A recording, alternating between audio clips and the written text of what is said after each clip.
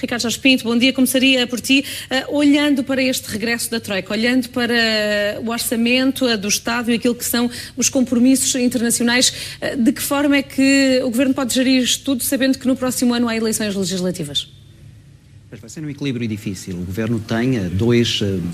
patamares que vai ter que, de alguma maneira, jogar e conciliar. Por um lado, como tu disseste muito bem, a questão do ano eleitoral, e há uma enorme pressão por parte quer do PSD, quer do CDS,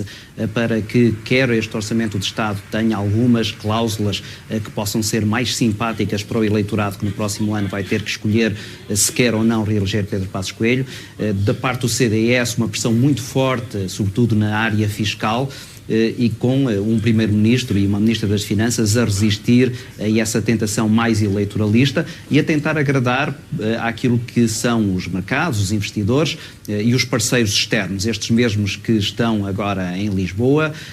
já não no programa de assistência económica e financeira, mas de alguma maneira para olhar para dois aspectos importantes. Por um lado, a questão da consolidação orçamental, aparentemente estão preocupados com aquilo que é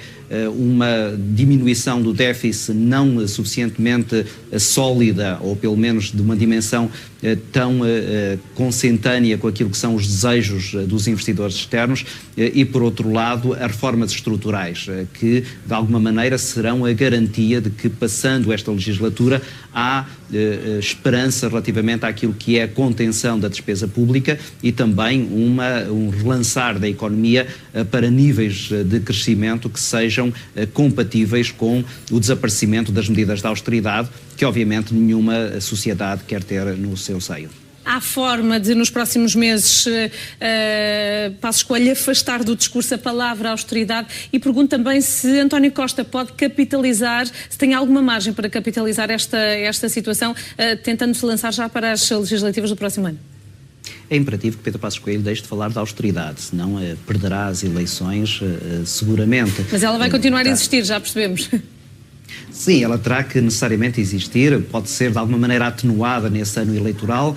podem até encontrar-se alguns mecanismos que de alguma maneira diluam aquilo que é o efeito que terá sobre a população. Mas a verdade é que já se percebeu que não há muito dinheiro para gastar e que o Estado Social, se quiser ser preservado, da mesma maneira que está a ser pedido, quer pelos partidos à esquerda, quer prometido também pelos partidos à direita, não vai haver margem para que as pessoas paguem menos impostos ou que comecem a ter uma condição ou que aquilo que é o seu poder de compra venha a aumentar significativamente nos próximos tempos. Agora, a verdade é que o PSD e CDS também vão ter que jogar todas estas peças com muito cuidado, na medida em que do outro lado vão ter um Partido Socialista que seguramente vai aproveitar duas oportunidades. A primeira, a de começar a falar naquilo que é a estruturação da dívida. António Costa fez já uma espécie de bypass a esta questão, começou a dizer que essa reestruturação terá que ser feita sempre de acordo com os parceiros europeus e, portanto, desmontou aquilo que era uma dificuldade com que António José Seguro se tinha debatido ao longo dos últimos 3 anos, que era como manter-se como fiel herdeiro do memorando da Troika e como começar a dizer que, na verdade, este memorando tinha que ser negociado. António Costa agora coloca os parceiros europeus dentro desta equação. Em segundo lugar, António Costa vai aproveitar todo e qualquer espaço de manobra que Pedro Passos Coelho lhe dê relativamente a medidas que possam vir a ser incluídas e que tenham alguma simpatia junto do eleitorado,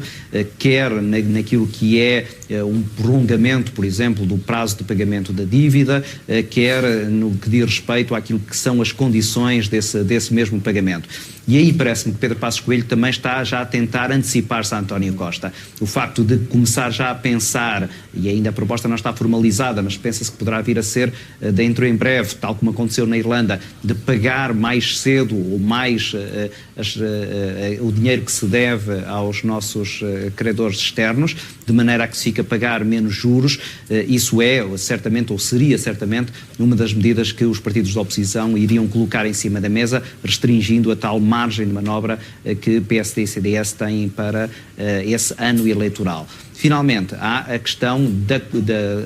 conjugação de interesses nacionais e partidários. Vai haver certamente ao longo dos próximos meses uma enorme pressão da cúpula do PSD e da cúpula do CDS para tentar encontrar algumas medidas que sejam simpáticas para o eleitorado, e elas dificilmente serão compatíveis com aquilo